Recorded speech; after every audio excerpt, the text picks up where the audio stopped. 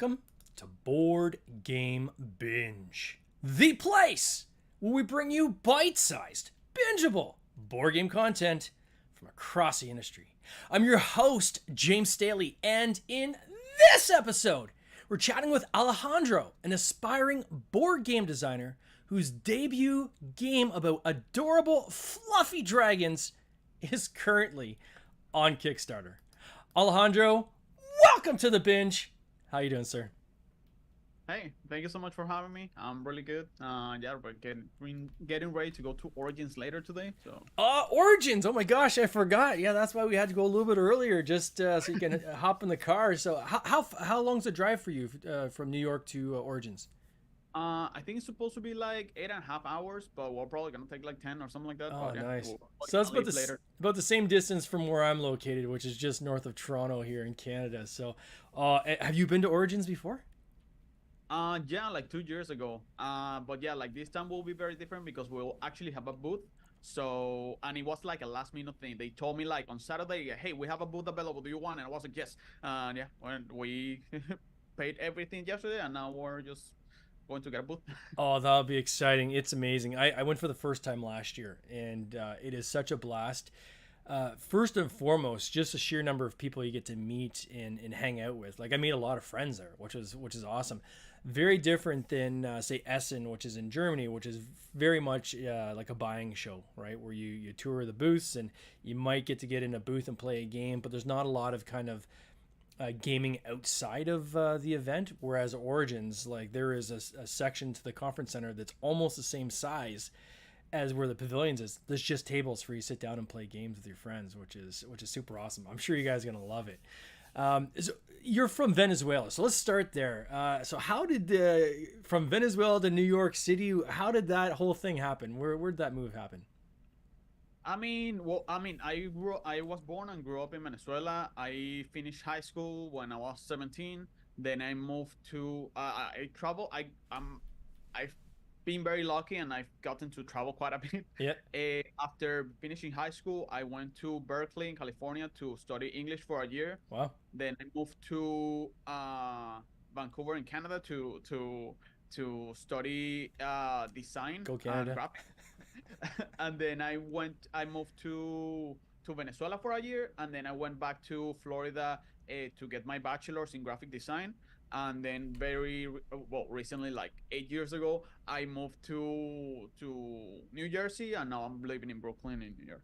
So I mean, obviously, this being your first game, I'm sure there's other stuff you've been doing. So are you a graphic designer for like a company right now, or what's your Yeah. day job?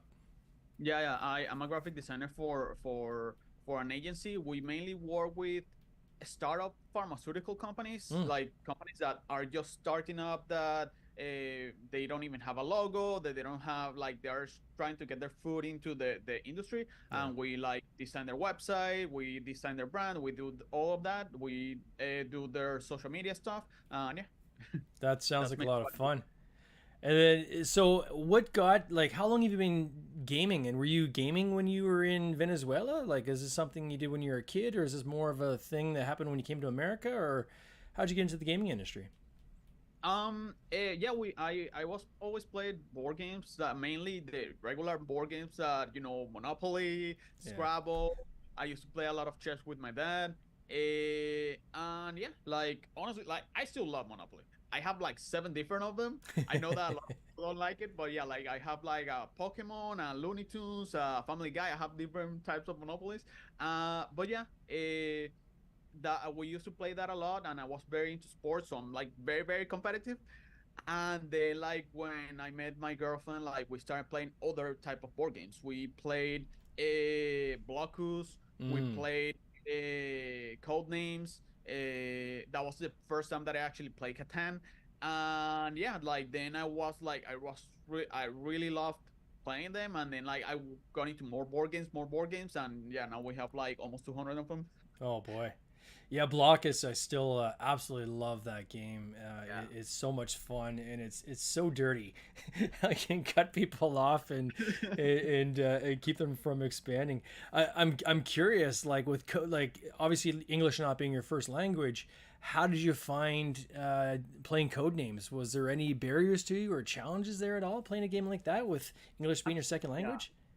Actually, yeah, it has happened a few times where I picked a word that it didn't exactly mean what I thought it meant. Yeah. And then a few times it has been like, why did you say that? And I was like, then I had to look it up and I was like, whoops. Yeah. Well, I find the challenge with that game certainly where it's that kind of almost meta approach where it's like, okay, I need to try to loosely connect these four words. Yeah. And that person needs to be on kind of like a higher plane of thinking with me and understanding kind of where I'm coming from to have these loose connections. I gotta imagine that's gotta be more challenging when it's not your native language, right? Yeah, it's really funny. Like, yeah, I mean, like a lot of the time we do pretty well, but there have been the few instances where, yeah, I should probably have picked a different word, but yeah, yeah. And then Lamph Games, where did the word Lamph Games come from? Well, LAMP is my full name. It's an acronym. Oh, okay. Uh, Although people keep spelling it out, but I should stop telling people that it's an acronym so they don't spell it out. But yeah, it's LAMP Games. Mm. My name is Luis Alejandro Martinez Flores, and when I used to be just a graphic designer, my brand was LAMP Design. Uh, Ah, so like when I was trying to figure out what name to give my company and the board game publishing company, then I was like, okay, let's just take kind of similar brand and just like put it Lamp Games, and that's how it went. when did you first start designing games? Like when did that like how did you even think to start, because it's kind of a weird thing, the board game industry, right? Where, and I talked to a lot of designers where they have similar experiences where they'll be at a friend's house that is not in the hobby and they're trying to explain like what they're doing, and that they create board games, and the people look at them like this is a strange thing, right? They're like, really, you mean like Monopoly? And it's like, yeah, yeah, like Monopoly. So how did you get into this whole design thing? Like when did that start? I mean, it definitely started during the pandemic. Mm, Like everyone in my department, like in a different job, got laid off like 1 week before the lockdown began. yeah, So like after that, no one was hiring. So I was unemployed for over a year, and I was just trying to look to see what to do. yeah. And yeah, eventually I was like, I don't remember what like. It was like around May of 2021 Mm, when I was trying to figure out what to do, and then I finally like I was like, okay, maybe I should design a board game. But what should board game be? And then I started like working on that, and that was on May, and I was working on that board game for like 3 months, and then I on one of the things that I was looking at I was reading a lot. I was watching a lot of videos, that kind of stuff. And one of the things that I learned was like, if you're starting a new game, you should probably start with a small game. If you're new in the industry, you should start with a smaller game, a yeah, cheaper game. It will be cheaper to storage. It will be cheaper to chip. It will like everything will be cheaper, and it will be easier for people to trust you since you're no one in this industry yet. So like if they are giving something for Kickstarter, then it's easier for them to give you money. yeah. So then like, okay, if I want to put my foot in the door, then I should put the game that I was working on was a midway game, and then I just put that one on the side, and then that's when I started working on my current game, Love Hate Dragons. Yeah, I totally get that. Like, I had this on Cities of Venus is a game we launched last year, and largest game we've ever done. And but before that, we had done 5 games, and I was shocked when there was at least 3 different reviewers that were either doing like their weekly roundups or where they look at all the Kickstarters. They made the same comment that said they look at the other games I launched. They're like, wow, these done these Nutty Squirrels and these more family weight games. I don't know. I don't know if they're going to be able to handle a larger weight game like this. Maybe hold off and wait till it goes to retail. And it's like, what? Like, Yeah, what? that's What are you talking about, right? And so there is this kind of belief out there, rightly or wrongly, quite frankly, because I've seen some people that have had a number of games they've launched, and then they have one that just doesn't click, and things go really bad. And I've seen other cases where people, it's their first game and they do a large game and they knock it out of the park, and there's no issues with delivery or anything. Certainly, there is a large learning curve, right? With everything from distribution to, okay, am I going to ship it myself? Am I going to have a distributor locally do it? Am I going to ship it straight from China, which is now an option as well? These are a lot of things that you got to figure out. But as long as you're willing to do the research, the answers are out there. You just got to go looking for them, right? Yeah, yeah, exactly. Yeah. Yeah. So the first game that you started working on, was this the like Fluffy Dragon? Was that the first game, Fluffy Dragons, or did you have other games that you had tried, or was there other concepts you had first before you kind of landed at this one, or? There was a different game that I was working on originally. Yeah. That was like the Midway game, and it was like when I was a kid, me and my friends used to do like mazes, and the mazes eventually got like kind of like RPG-ish Mm-hmm. because like you need this sword to beat a monster over there, and you need to Yeah. do this to do that, and like we would give each other like our mazes to see who could finish each other's first. Like a dungeon crawl Uh, almost. yeah, exactly. So yeah, like then like the first game that I was designing, it was something related to that. So, but then like yeah, when I figure out like okay, it's probably easier if I just start with smaller game, and then like I was like, okay, what's the smaller game, smallest game that I can think of? Rock paper scissors. Okay, how can I build up from that? And then like yeah, then I asked a bunch of people about do you know any games like this? And everyone told me not really. There are some that have a few things, but not really like that. So yeah, then I just started designing this So was that the initial thought for this one for Fluffy Dragons, was rock paper scissors? one. Yeah, that was the first thought. Oh wow. Yeah, it kind of caught me, like when I always like to surf the upcoming Kickstarters, and watch the videos that other content creators are putting out, and just the idea of fluffy dragons, right? Those two words together are kind of mismatched, right? It's almost like fluffy crocodiles, or soft knives, right? Like it's these two things don't really go together, but it totally does, and it's cute, right? And immediately you start thinking of these magical creatures and things like that.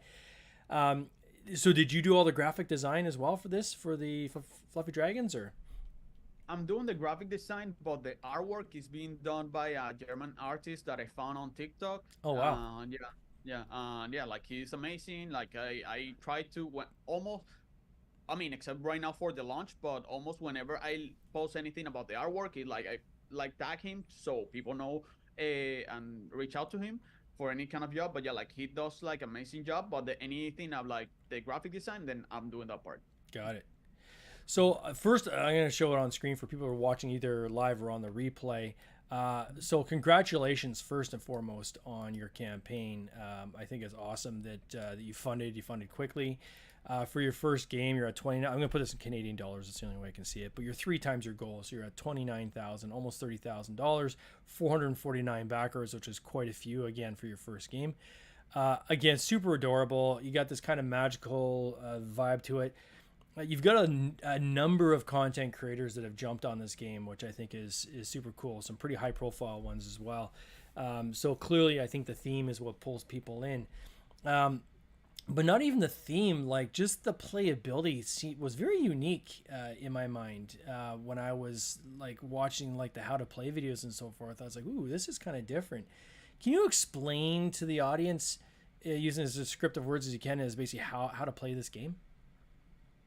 Sure. Yeah, in every round, every player is playing as a different dragon. Like if you're playing as a white dragon, you get like 10 gems, and you get a custom meeple, and you get 10 cards, and then each card is one of a different elemental attack, and each elemental attack beats two elementals. So, for example, water beats fire and earth, fire beats earth and wind, and so on. So each one beats two and gets beaten by the previous two. So if in my turn I were to say, if I'm the white dragon and I say I'm putting a card down and I say that this card is water, Mm. and you know that wind and electricity beat water, but you don't know if I'm telling the truth. So then, like, like that's why it's kind of like rock paper scissors, because each one beats two. But then, like, the bluffing and betting part begins because you don't know if I'm telling the truth. Everyone is playing against everyone. If you really think that I'm lying, you can take some of your own color gems and put them on top of my card. And later, when I flip the card, then if I was lying, then I have to pay you that, or you are gonna steal that many gems from me. Hmm. And then like also the part is like later after everyone has revealed their cards, if I'm in water and there's a dragon in earth or fire, then I steal gems from them. So yeah, that's most of the game. And it yeah, it's super quick. It takes between 10 to 25 minutes.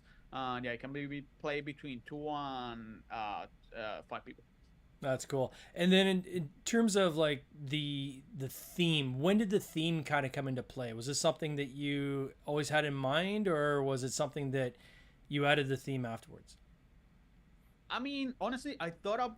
I mean, the game has changed a lot. It's still mainly the same game as in the first day that I thought about it, Hmm. but I like the theme was basically on like most of it was thought on the first day. Like on the first day, I was okay. I need a smaller game. So I was okay. What's a smaller game? A small game that I can think of? Rock paper scissors. Okay, so what could I use like different things, maybe like elementals or whatever, and then like maybe like dragons. But I need like a cute theme to for the game to be like a that can bring Hmm. people in, and maybe even people that are not gamers that they are gonna see it and they're gonna like love it. So yeah, then I was like, it needs to have like a silly, cute game a name. And yeah, then I thought, okay, fluffy dragons, and then okay, I just kept going with it, and then like yeah, the game has changed a lot in the mechanics, but like most of that part was like thought on the first day, luckily. Yeah. Yeah, it's super cool. Like this whole, I don't want to say like Sheriff of Nottingham kind of vibe to it, but you've Yeah, got this bluffing element to it. So on the base level, you're strategically trying to pick, okay, what am I going to play to see, how the versus how the other player's going to play it to see if I can take their gems or prevent them taking mine. But then adding that layer on there of bluffing, I think, just gives it this much deeper depth to it. And then the ability to then come back and say, I'm going to bid some. I think they're lying, and I'm going to bid some of my gems to call them out on that, which I think is pretty cool too. Because then you get into this kind of like psychological warfare of yeah, psyching the person out, making them feel like you're lying, but you're not actually lying, and things like that, and almost like baiting them. So, oh man, I could see this having a lot of laughs while people are playing. yeah. We've been to like we have. I've been working on this since September of 2021, Yeah. and we have been able to play test it with over like 500 people. So it's like, especially like on the last convention that we've been to, like we went to Level Up recently, we went to a PAX Unplugged recently, and like I don't know, the amount of people were enjoying the game while they were playing. It was like it felt so good, so reassuring to do the launch this year. And yeah, like there were a few that you were saying that there were a few content creators that actually played it at uh, at, at Level Up and PAX Unplugged, and like it was so cool because they were all loving the game, and people that I know were getting told by those influencers, "Have you played this game?" And they were like, "Oh yeah, we know them." So yeah, like that felt really cool. Oh, that's amazing. Yeah, it's one of these games that. And what's the playtime, really quickly? How long does it take to play the Uh, game? Between 10 to 25 minutes at most, but Yeah, yeah, super quick, super quick. yeah. So it's a great what I call like a priming game. So if it's game night and you're kind of priming the pump, so to speak, before you get into the heavier games, Yeah, filler exactly. games. You have a couple different game tables going, and they never end at the same time. So often you need to find a game that can kind of bridge like 10, 15 minutes while this other one waits to finish, right? So it's definitely got that kind of cool aspect to it, and I'm sure it's a small box, so it's probably easy to pack in your bag as well, right? Yeah, yeah, it's like this. The biggest thing is the board. So yeah, Mm. that's mainly it. But yeah, it's super small. Although this is not the final artwork. I don't have my phone here. Oh no, I do have my phone. But yeah, like the final artwork for the box, we recently finished it, and like I think it looks really cool. And when's the shipping? When's the shipping for this game?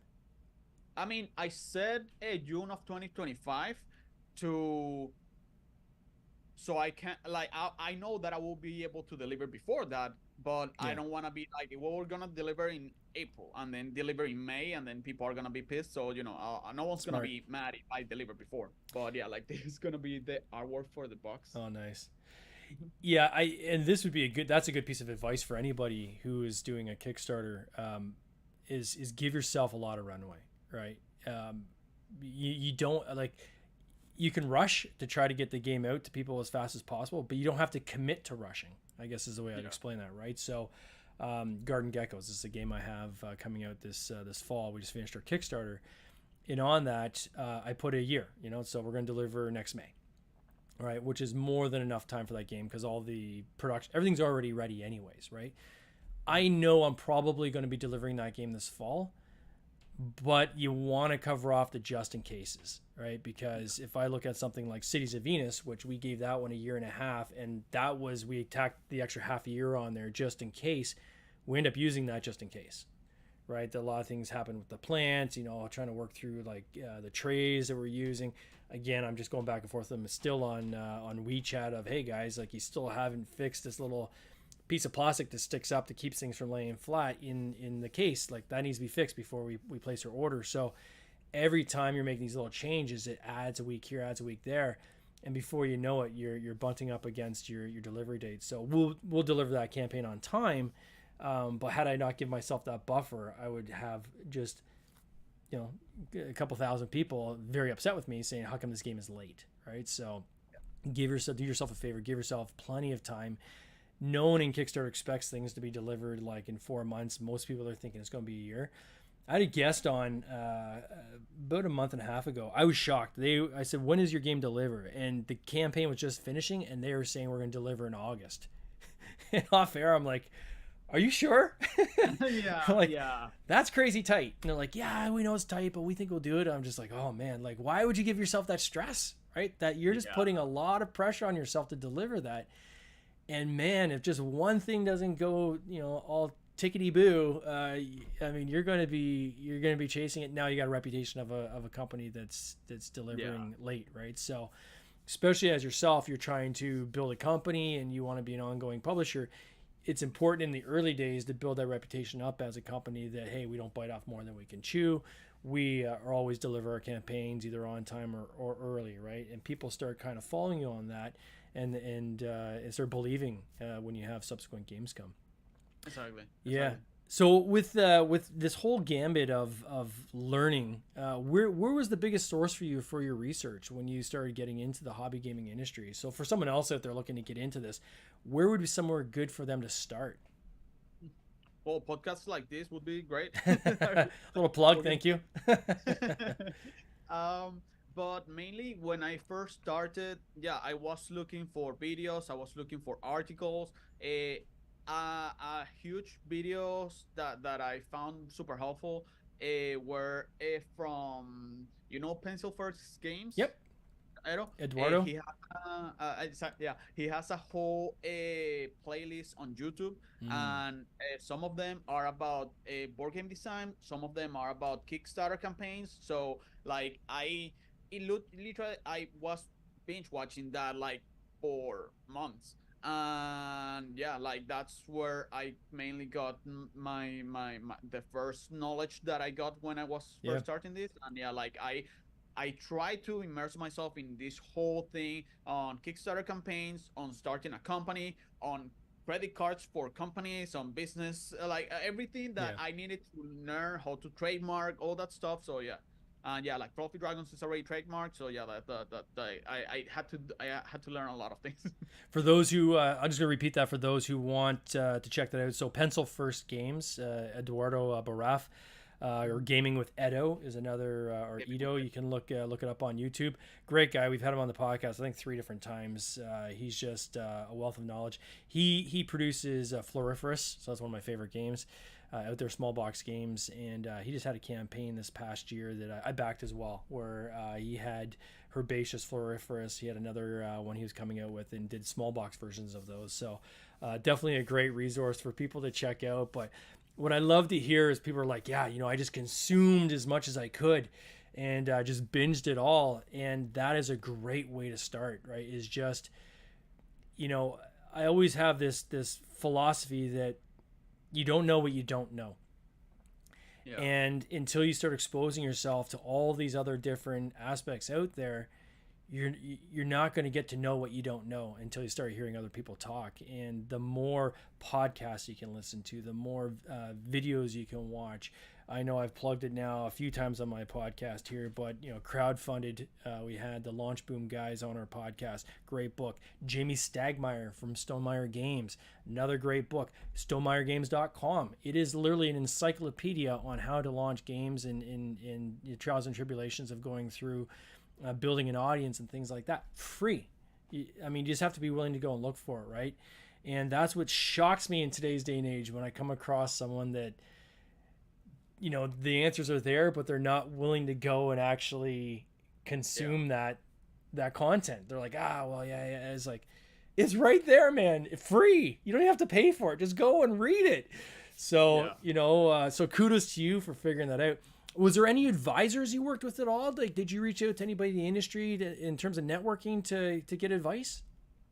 Yeah, there were a lot of people. I did reach out to Luis Brue from Brue Games. Oh. He has a game called Keep the Heroes Out.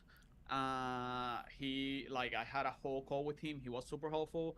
Last year I was on a mentorship program, and I had a mentor from Sophisticated Cerberus Games. They put out a game called Stifling Darkness. Yep. Stifling Darkness. Yep. And this year and last year I had a mentor from Keymaster Games. She's Jen. She's the operations manager, and yeah, she I was one of the winners to the Gamma Horizons Fellowship. And yeah, I got a mentor because of that, and that's how I met Jen. And yeah, she was super helpful with all the for the launch, for getting all the artwork ready, and all the things that she was like, okay, so what do you need to focus right now, and do you really need to focus on that? So yeah, you should probably focus on this other thing. Okay, so there was a lot of guidance that I needed, and that was super helpful. Oh, it's amazing. So you've clearly kind of built out your plan here for your company, right? For Lamp Games. And have you thought about what comes after Fluffy Dragons? Like, is it going to be like Fluffy Dragons Part 2, or is there like another heavier game you have coming, or where do you go from here? Right now we're working. Okay, so we have Fluffy Dragons. We're going to have an expansion for more players. So right now we're going to be working in the future to see if adding 2 or 3 more players will be good. Like, I don't know if 3 more players might be too messy. Yeah. But we're working on that. There's also like 4 other games that I'm working on right now, but that will be like in the next couple of years. Like right now, I think that one of the big things that we have is okay, the dragons are so cute. They are so different. We are giving them different personalities. Yeah. So for the next 1 or 2 years, we're going to be focusing a lot on merch.